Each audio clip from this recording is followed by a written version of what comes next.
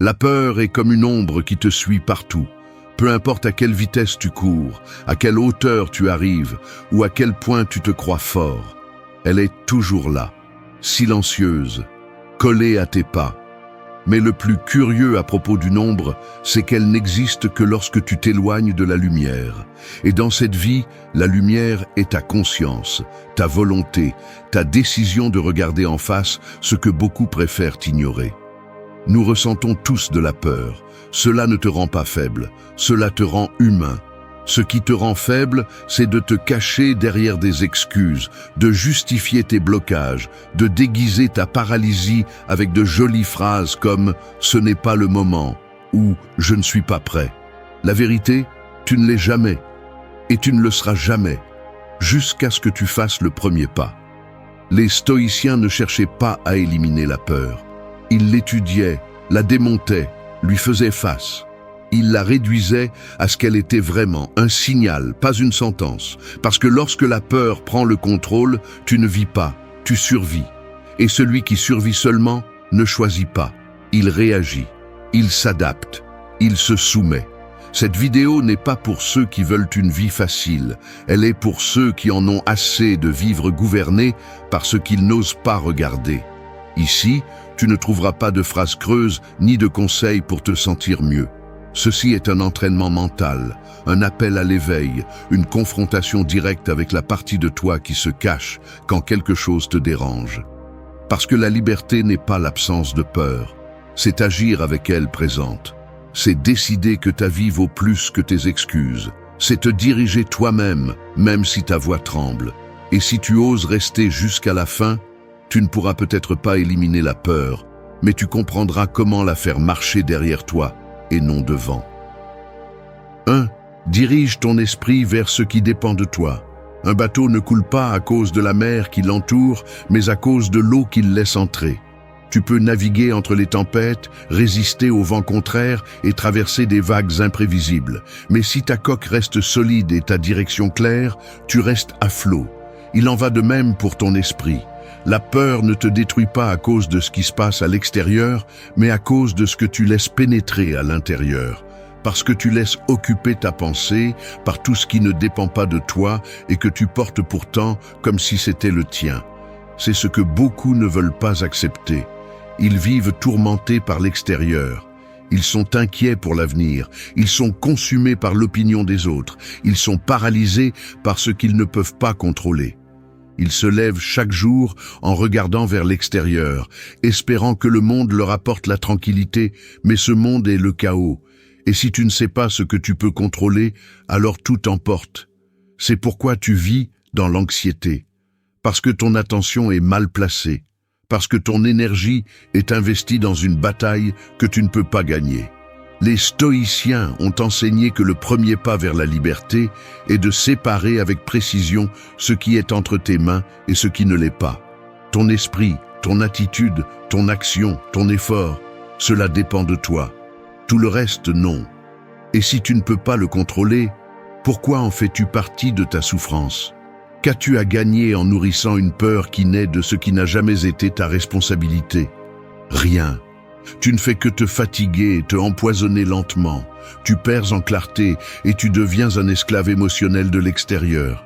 Tu ne peux pas contrôler si quelqu'un t'accepte, si tout se passe comme tu l'as prévu, si le résultat final est favorable. Mais tu peux contrôler comment tu agis, comment tu réponds, comment tu choisis de penser. Tu peux décider de parler avec respect, même si on ne te répond pas bien. Tu peux continuer à donner le meilleur de toi-même, même si les autres ne le voient pas. Tu peux marcher avec assurance, même si le chemin est plein d'incertitudes. Parce que ce que tu fais par volonté, par maîtrise de toi, c'est ce qui te construit. Et la peur ne survit pas lorsque tu te concentres sur ce que tu peux faire. Ce n'est pas de la théorie, c'est une pratique quotidienne. Tu es face à une situation difficile, tu as peur, tes mains tremblent. Demande-toi, qu'est-ce qui dépend de moi ici ? Mon attitude, ma décision, ma préparation. Alors c'est tout ce qui compte. Le reste est brouillard. Ne te concentre pas sur le rejet, concentre-toi sur la clarté de ton discours. Ne te concentre pas sur la perte, concentre-toi sur la façon dont tu vas te relever. Ne te concentre pas sur ce que diront les autres, concentre-toi sur ta vérité. Parce que l'esprit qui se dirige vers l'essentiel ne se perd pas dans le bruit. Beaucoup échouent, non pas parce qu'ils sont faibles, mais parce qu'ils concentrent leur force sur ce qu'ils ne peuvent pas changer. Ils luttent contre des fantômes, ils discutent avec le destin, ils s'épuisent à essayer de modifier les autres. Et le pire, ils croient que c'est du courage. Ce n'est pas le cas. Le courage, c'est de regarder ce qui te revient, de prendre la responsabilité de ta part, d'arrêter de blâmer et de commencer à agir. Le reste, qu'il brûle, qu'il tourne, qu'il change. Mais toi, reste ferme dans tes décisions.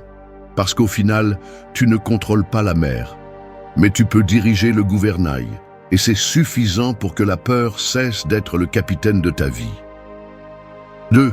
Brise la peur avec des actions petites mais courageuses. Il y a des moments où tu n'as pas besoin d'une grande réponse. Tu as juste besoin de bouger. Une seconde de plus sans le faire, et tu te noies dans ton propre esprit. Parce que la peur ne crie pas, elle chuchote. Elle s'insinue silencieusement entre tes pensées et te paralyse avec des doutes déguisés en logique. Et si tu ne réagis pas, elle te consume de l'intérieur. Peu importe combien de théories tu connais, combien de livres tu lis, combien de clarté tu penses avoir. Si tu n'agis pas, tu ne progresses pas. Et si tu ne progresses pas, tu restes bloqué, tournant en rond autour de ce qui te fait peur. Il y a ceux qui attendent d'avoir tout sous contrôle pour faire le premier pas. Mais cela n'arrive jamais. Il y aura toujours une excuse, une justification, un obstacle inventé par ton esprit. Ce qui te rend vraiment fort n'est pas d'éviter la peur, c'est de la défier avec des mouvements petits, concrets et délibérés. Même si cela semble minime, même si cela semble insignifiant, ce que tu fais en présence de la peur vaut plus que toute réflexion faite depuis le confort. L'action est ce qui brise le sort. Les stoïciens n'étaient pas naïfs. Ils ne croyaient pas que la peur disparaissait par la volonté. Ils savaient qu'elle était affrontée en agissant. Épictète disait qu'il ne s'agit pas que le monde ne cause pas d'impression, mais de t'entraîner pour que ces impressions ne décident pas pour toi. Et comment s'entraîne-t-on à cela? Avec de la pratique, avec de petites décisions prises consciemment. Te lever quand ton corps veut rester au lit, ouvrir la bouche quand le silence est plus confortable, décider sans avoir de garantie. C'est la vraie pratique. Chaque fois que tu fais le contraire de ce que la peur veut, tu te renforces. Peu importe si tu réussis, peu importe si tu trembles. Ce qui importe, c'est que tu es resté ferme dans ta direction. Une personne qui agit avec peur devient quelqu'un de dangereux pour ses propres limites.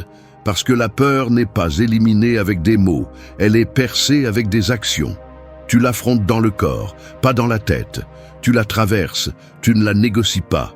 Pose-toi la question, qu'est-ce que je peux faire maintenant qui soit petit, mais qui défie la peur que j'ai? Tu n'as pas besoin de changer ta vie, juste de bouger une pièce. Cette conversation inconfortable, cette décision reportée, cette exposition que tu évites. Ne pense pas au résultat final, pense à la prochaine étape. C'est comme ouvrir une fissure dans un mur. Tu n'as pas besoin de le renverser d'un seul coup. Tu as juste besoin de la première fissure, et chaque jour, une de plus. L'esprit s'entraîne avec une exposition progressive. Si tu évites toujours ce qui te met mal à l'aise, la peur devient ta norme. Mais si tu t'exposes volontairement, un peu chaque jour, ce malaise se transforme. Ce n'est plus une menace, c'est un territoire conquis. Et c'est là la différence entre celui qui se renferme dans sa tête et celui qui se libère en marchant vers l'inconnu. Parce que l'inconfort ne disparaît pas. Tu t'habitues à l'affronter. Alors arrête d'attendre le moment où tout sera parfait. Tu n'en as pas besoin. Ce dont tu as besoin, c'est du courage pour bouger pendant que la peur est présente. Une petite action aujourd'hui, une de plus demain. Et ainsi, la peur perd de son pouvoir. Non pas parce qu'elle est partie, mais parce qu'elle ne décide plus pour toi. Tu la vois, tu la sens, mais elle ne te freine pas. Et là, exactement là, c'est là que commence ta liberté. 3. Fais du silence ta force intérieure. Tout ce que tu penses n'a pas besoin d'être dit. Tout ce que tu ressens ne mérite pas une réponse immédiate. Celui qui parle sans mesure se vide, celui qui réagit sans pause se désorganise. Et c'est dans ce désordre que la peur gagne en force. Parce que la peur ne s'exprime pas toujours par des cris, elle se cache souvent dans le besoin constant de parler, de se justifier, de prouver que tout va bien, alors qu'en réalité, on est au bord du gouffre. Dans un monde où tout le monde crie pour être entendu, apprendre à garder le silence est un acte de pouvoir. Mais pas un silence passif, ni faible. Nous parlons d'un silence choisi. Un silence qui ne fuit pas, qui ne cache pas, qui ne se rend pas. C'est ce moment où tu décides de ne pas répondre à l'impulsion, de ne pas tomber dans la provocation, de ne pas expliquer ta valeur. Parce que tu sais que ta paix vaut plus que n'importe quel argument. Ce silence ne t'isole pas, il te concentre. Il te rend le contrôle sur toi-même, sur ta réaction, sur ton énergie. La peur se manifeste souvent comme une urgence. Elle te fait croire que si tu ne réponds pas maintenant, tu perds, que si tu ne parles pas, on te marche dessus, que si tu ne te défends pas, tu deviens faible. Mais c'est le contraire. Chaque fois que tu choisis de ne pas réagir, chaque fois que tu choisis le silence plutôt que le chaos, quelque chose en toi se renforce. Non pas parce que tu ignores ce qui se passe, mais parce que tu choisis comment y faire face. Avec fermeté, pas avec désespoir. Les stoïciens parlaient de la maîtrise de soi comme la base de toute vertu. Il ne s'agit pas de réprimer, il s'agit de décider. Ta parole va-t-elle construire ou incendier? Ta réponse va-t-elle guérir ou simplement soulager ton ego? Ton impulsion mérite-t-elle d'être entendue ou a-t-elle simplement besoin de passer? Le silence n'est pas vide.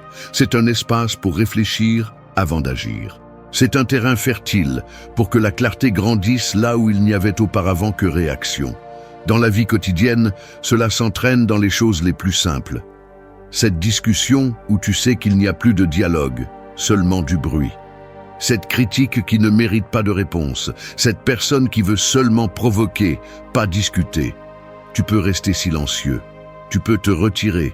Tu peux observer sans tomber. Parce que celui qui maîtrise le silence maîtrise le rythme. Et celui qui maîtrise le rythme n'est pas emporté par l'émotion du moment. Il décide quand, comment et si cela vaut la peine de répondre. Ne confonds pas cela avec le fait de se taire par peur. Se taire par peur est soumission. Garder le silence par conscience est pouvoir. C'est regarder l'autre avec calme et comprendre que tu n'as pas besoin de gagner une bataille qui te fera te perdre toi-même. C'est te rendre compte que, parfois, celui qui reste silencieux est le seul qui est vraiment présent. Et que celui qui parle le plus est souvent celui qui veut le plus se convaincre de quelque chose. Fais du silence un refuge, mais aussi un outil. Utilise-le pour mieux réfléchir, pour écouter davantage, pour répondre avec précision plutôt qu'avec impulsion. Parce que chaque fois que tu décides de ne pas réagir, tu rappelles à ta peur que c'est toi qui es aux commandes. Pas les nerfs, pas la colère, pas l'anxiété. Toi. Et ce contrôle, bien qu'il semble petit, transforme tout. Il y a de la force en celui qui n'a pas besoin d'être vu tout le temps. Il y a du leadership en celui qui ne répond pas à chaque attaque. Et il y a de la liberté en celui qui ne se laisse pas emporter par chaque émotion. Ce silence, bien utilisé, devient ta force invisible. Et de là, la peur n'a plus de place pour s'installer. Elle ne peut que regarder comment tu restes ferme, sans rien dire, mais en laissant clair que le contrôle ne lui appartient plus. 4. Transforme chaque échec en ton plus grand entraînement. Personne ne t'entraîne pour le coup qui te marquera le plus. Personne ne te prévient qu'un jour tu vas tomber face contre terre, avec l'ego en miettes, les mains vides et la fierté avalée de force. Et quand cela arrive, la première chose qui apparaît n'est pas la clarté, c'est la colère, la honte, l'envie de te cacher. Mais juste à ce moment où le monde cesse de t'applaudir et où tu cesses de te reconnaître, commence le véritable entraînement. Il n'y a pas de croissance sans échec, il n'y a pas de caractère sans déception. La peur de l'échec est, au fond, la peur de te confronter à toi-même lorsque tu n'as plus de masque, ni d'excuses, ni de succès pour te soutenir.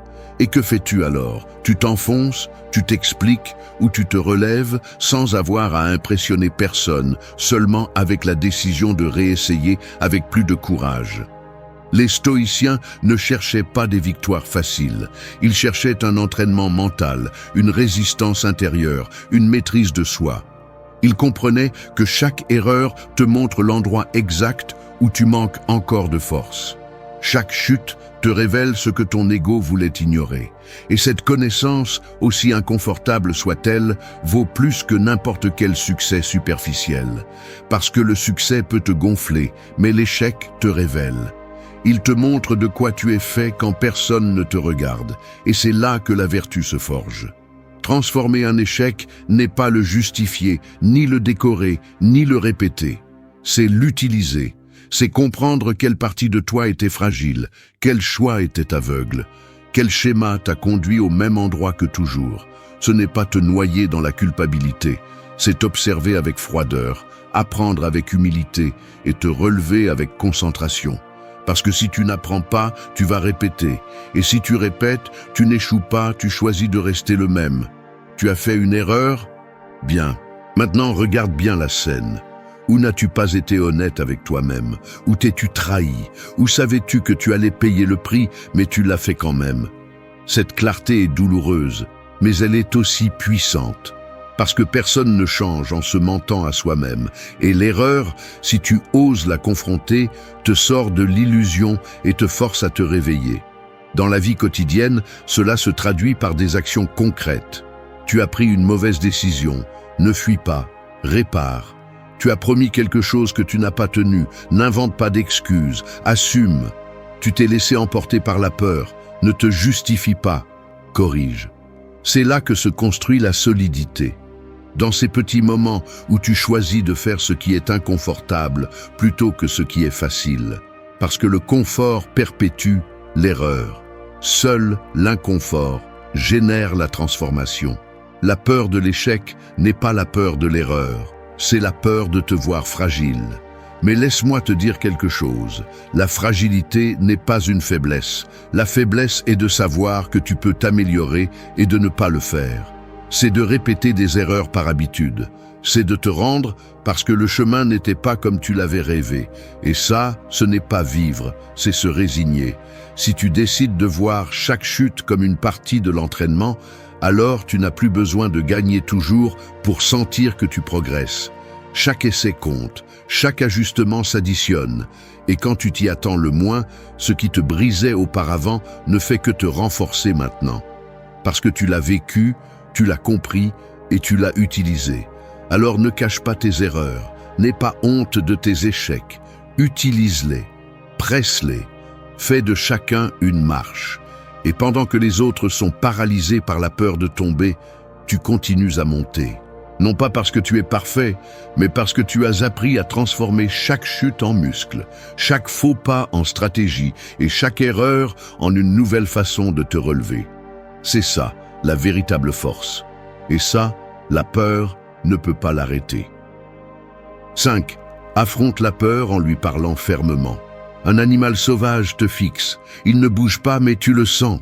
Il est là, à t'observer. Il n'attaque pas encore. Il attend simplement que tu sois le premier à trembler. Et si tu recules, si tu détournes le regard, si tu hésites, il le sait. La peur fonctionne de la même manière. Elle t'examine. Elle attend des signes de faiblesse. Elle n'a pas besoin de crier pour te contrôler. Il lui suffit que tu ne dises rien. Parce que ce que tu n'affrontes pas clairement te domine depuis l'ombre. Il y a ceux qui traitent la peur comme si c'était un monstre impossible à vaincre, comme si c'était une force externe qui vient les détruire. Mais la peur n'est pas un envahisseur. C'est une partie de toi que tu n'as pas appris à guider. C'est une réaction automatique mal comprise. C'est ton esprit qui se protège excessivement, te criant de ne pas le faire, de ne pas prendre de risques, d'attendre encore un peu. Et chaque fois que tu obéis sans le remettre en question, chaque fois que tu te tais, la peur gagne en autorité. Parce que la peur grandit dans le silence. Elle se nourrit de la pensée qui n'est pas confrontée. Les stoïciens n'ignoraient pas la peur. Ils l'étudiaient, ils la disséquaient, ils lui donnaient un nom. Il la réduisait à son essence la plus basique pour ne pas tomber dans ses pièges.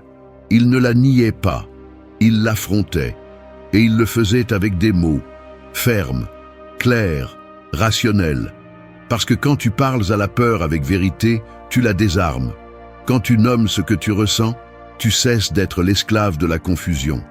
Et quand tu te réponds avec fermeté, tu prends le contrôle de ton espace intérieur. Tu ne peux pas éliminer la peur de ta vie, mais tu peux lui retirer le droit de décider pour toi. Et cela se fait en parlant. Pas avec n'importe qui, avec toi, en te regardant avec honnêteté, en te disant la vérité que tu te refuses, en admettant que tu as peur, oui, mais que cela ne change pas ta direction. Que tu le ressens dans ton corps, mais que tu ne lui obéis pas. Qu'il peut t'accompagner, mais pas te diriger. Parler à la peur n'est pas une technique jolie, c'est un outil pratique. C'est une façon de briser le sort.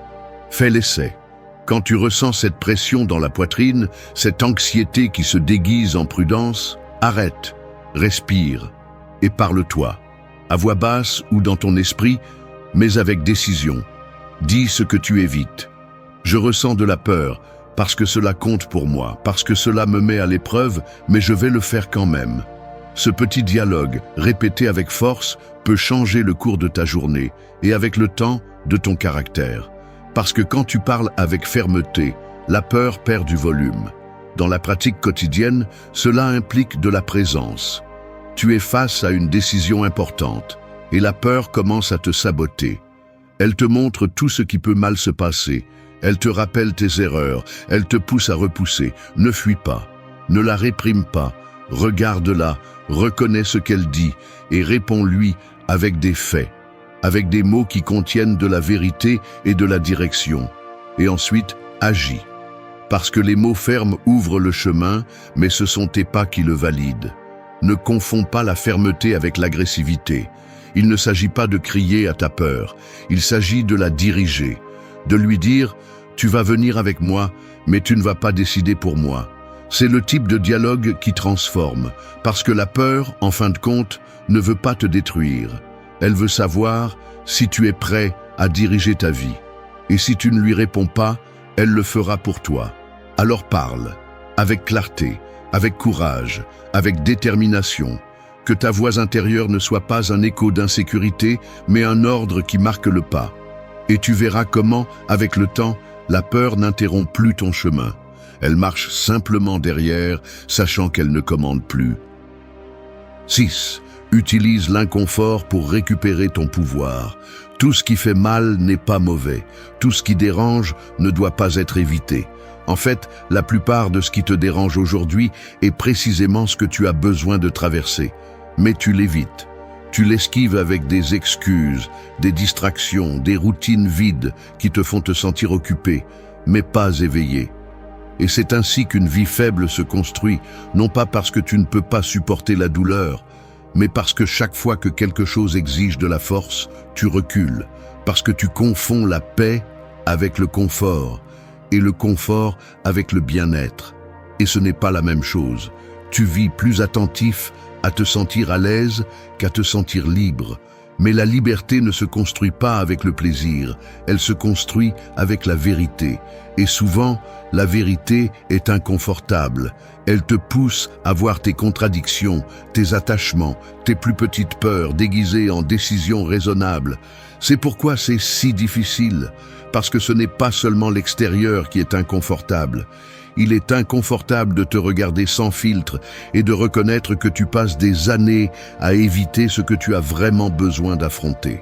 Les stoïciens ne cherchaient pas une vie facile, ils cherchaient un esprit fort. Et cela ne peut être atteint que si tu apprends à utiliser l'inconfort comme une partie de l'entraînement. Non pas comme une punition, mais comme un outil. L'inconfort n'est pas l'ennemi, c'est le scénario où il est révélé qui commande. Toi ou tes impulsions, toi ou ta peur, toi ou cette partie de toi qui trouve toujours une excuse pour ne pas agir. Lorsque tu choisis de rester un peu plus longtemps dans ce qui te fait trembler, tu construis de la tolérance, et avec elle, du pouvoir. Une personne forte n'est pas celle qui ne ressent rien, C'est celle qui continue à avancer, même lorsque tout en elle veut abandonner. C'est la différence. Celui qui veut éviter tout ce qui est inconfortable vit piégé dans un labyrinthe d'illusions. Celui qui accepte le poids de son inconfort et continue à marcher devient quelqu'un avec de l'autorité sur lui-même. Et cela se voit dans la façon dont il parle, dans la façon dont il décide, dans la façon dont il ne se laisse pas bouger par n'importe quoi. Tu as l'habitude de fuir l'inconfort, mais réfléchis bien. Qu'est-ce qui a vraiment changé dans ta vie lorsque tu fuis? Rien. Tout reste pareil. La peur est toujours là. Le problème est toujours là. Le vide est toujours là. Ce qui change, c'est quand tu traverses, quand tu fais ce que tu as dit que tu ferais, quand tu t'assois avec cet inconfort et que tu l'utilises comme un élan, pas comme un obstacle. Parce que chaque fois que tu le fais, ton esprit enregistre que tu peux résister, et cet enregistrement est le début de ta force. Ce n'est pas quelque chose de philosophique, c'est pratique. Te mettre volontairement dans l'inconfort te prépare. Dire ce que tu as du mal à dire, faire ce que tu sais que tu dois faire, même si tu n'en as pas envie. Te maintenir dans l'effort sans attendre d'applaudissements. C'est ce qui renforce le caractère. Le reste n'est que du bruit, le désir de résultats sans travail, la recherche de raccourcis qui n'existent pas. La peur se nourrit du confort mal géré. Plus tu deviens confortable, plus tu deviens fragile. Non pas parce que tu es faible, mais parce que tu arrêtes de t'entraîner. Alors ne fuis pas ce qui te met mal à l'aise. Utilise-le. Reste là. Respire dans cet espace où tout en toi veut s'échapper. Et quand tu le fais, tu ne ressortiras pas le même. Non pas parce que la peur disparaît, mais parce qu'elle ne te domine plus. Parce que tu sais maintenant que tu peux ressentir de l'inconfort et continuer à avancer. Parce que tu as appris à le supporter. Parce que tu as compris que le pouvoir n'a jamais été dans l'évitement de la douleur, mais dans l'apprentissage à te soutenir pendant qu'elle fait mal. C'est là que commence le respect de toi-même. Et c'est là que la peur, enfin, se retrouve sans armes. 7. Soutiens ton esprit avec des mots qui te réveillent. Les jours ne s'effondrent pas parce que quelque chose de grave se produit. Ils s'effondrent à cause de ce que tu te dis à peine réveillé. Ton esprit ne faillit pas par faiblesse. Il s'effondre par manque de direction. Et quand tu ne lui parles pas clairement, ce qui domine, c'est le bruit. Cette voix subtile qui ne crie pas, mais insiste. Cette phrase lâchée que tu répètes sans réfléchir, « Je ne vais pas pouvoir. Il est déjà trop tard. Mieux vaut demain. » Elle ne sonne pas violente, mais elle te sabote. Et si tu n'apprends pas à la reconnaître et à lui répondre avec fermeté, elle reste. Elle s'installe. Elle décide pour toi. Tu ne peux pas te permettre de commencer la journée en silence mental, parce que si tu ne te parles pas clairement, d'autres le feront pour toi. Les réseaux, l'opinion des autres, les tâches en attente, les comparaisons, les blessures que tu n'as pas encore guéries. Tout cela s'infiltre si tu ne marques pas ton territoire. La peur n'a pas besoin de crier pour s'installer. Elle a juste besoin que tu ne dises rien. Et quand tu ne te parles pas avec direction, ton esprit se livre à l'inertie. Il répète de vieilles idées, des habitudes qui ne servent plus, des schémas qui te maintiennent immobile. Les stoïciens parlaient du logos, cette raison qui guide l'être humain. Mais cette raison n'apparaît pas par magie. Elle se construit avec le langage, avec la discipline mentale, avec la capacité de te regarder dans le miroir et de dire ce que personne d'autre ne dira pour toi. Aujourd'hui, c'est moi qui commande, pas la peur. Ce n'est pas de l'ego, c'est de l'ordre. Parce que la pensée que tu ne corriges pas te contrôle. Et chaque mot que tu tolères sans réviser devient un ordre que ton corps obéit sans questionner. Tu n'as pas besoin de phrases vides, tu as besoin de rappels forts, des vérités qui coupent la paresse mentale.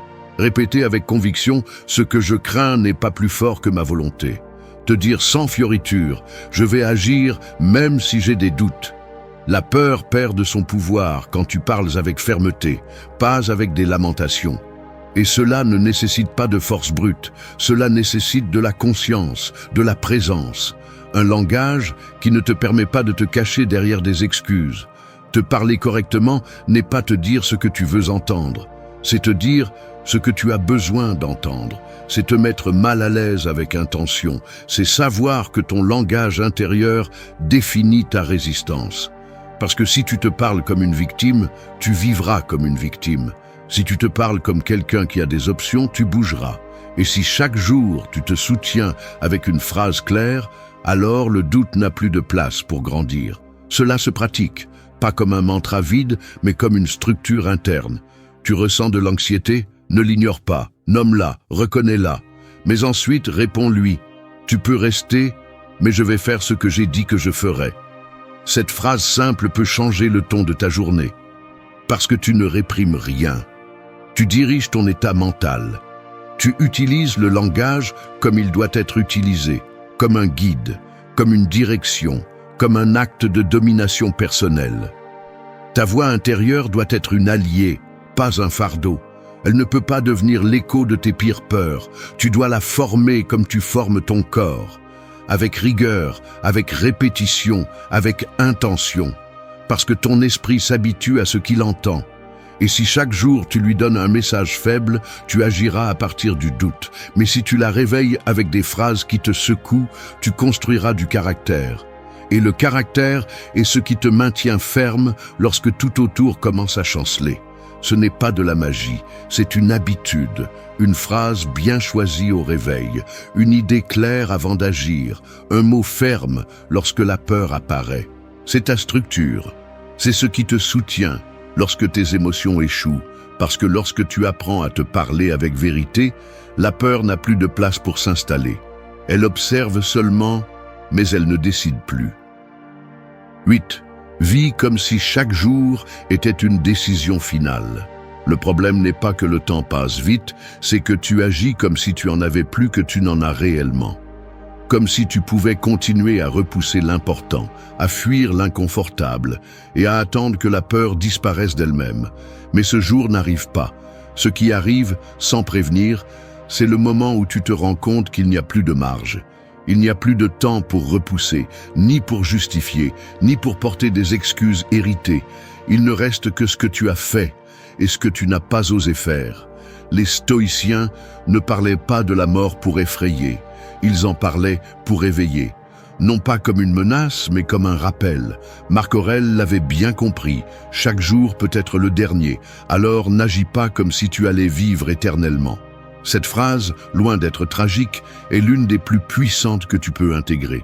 Parce que lorsque tu vis comme si chaque jour comptait, ton esprit cesse de se rendre face à la peur et commence à s'aligner avec la vérité. Imagine qu'aujourd'hui soit la dernière fois que tu peux prendre une décision courageuse. Que ce soir, tu n'aurais plus d'autre choix que de faire la paix avec toi-même ou de rester avec le doute éternel. Ferais-tu différemment ? Te déplacerais-tu, même si la peur est présente? Arrêterais-tu de faire semblant? Briserais-tu le cycle? Vivre avec urgence ne signifie pas vivre dans la précipitation, cela signifie vivre avec intention. Ne pas s'endormir dans le confort, ne pas ignorer ce qui est en train de pourrir à l'intérieur, ne pas continuer à repousser ce que tu sais que tu dois faire. Chaque jour où tu cèdes à la peur, tu t'éloignes de toi-même. Et chaque fois que tu choisis le courage, même dans le plus petit, tu te retrouves. Ce point ne concerne pas le fait de faire de grands changements d'un coup, il s'agit de cesser de vivre avec l'âme gelée. D'arrêter de signer des pactes avec la peur juste pour éviter l'inconfort. La vie n'attend pas, et tu n'as pas été fait pour te cacher derrière de belles idées. Tu as été fait pour affronter, pour décider, pour vivre à partir du feu qui reste à l'intérieur. Il y a une décision que personne ne peut prendre pour toi. Vivre avec courage ou continuer à réagir à partir de l'évasion. Peu importe ce qui t'est arrivé, peu importe qui t'a déçu, peu importe combien de fois tu as trébuché. La seule chose qui compte maintenant est de savoir si tu vas continuer à traîner cette histoire comme une excuse ou si tu vas enfin écrire quelque chose de différent. Non pas parce que tu n'as pas peur, mais parce que tu as compris que la peur ne peut pas avoir le dernier mot. Tout ce que tu as lu jusqu'à présent te mène à ce point. Diriger ton esprit, agir avec courage, soutenir le silence, apprendre de l'erreur, te parler clairement. résister à l'inconfort. Tout cela te prépare pour ceci, choisir. Ne plus vivre en pilote automatique, ne pas te rendre à la voix qui te dit que tu ne peux pas, ne pas continuer à respirer par inertie, mais vivre avec intention, avec tempérament, avec cette sensation réelle que le temps vaut, et toi aussi. Tu n'es pas ici pour feindre la force, tu es ici pour la forger. Et chaque jour est une nouvelle opportunité de décider si tu vas continuer à fuir ou si tu vas enfin avancer. Tu ne contrôles peut-être pas ce qui vient, mais tu peux décider comment tu arrives. Et si tu choisis d'arriver avec courage, alors la peur n'a plus d'espace pour grandir, parce que ta décision est déjà prise. Vivre même si ça fait mal, agir même si tu trembles, être toi même si ça te coûte, c'est la liberté que personne ne peut te prendre. Et ça commence aujourd'hui, pas demain, aujourd'hui, comme si c'était la dernière fois, parce que peut-être que c'est le cas. Merci d'être resté jusqu'à la fin de la vidéo. Si vous avez tout vu, commentez « Je suis stoïcien » comme notre signe secret, indiquant que vous êtes un véritable apprenant du stoïcisme. N'oubliez pas de vous abonner et de liker la vidéo si elle vous a plu. Rendez-vous dans la prochaine vidéo et rappelez-vous, continuez à cultiver votre esprit stoïque.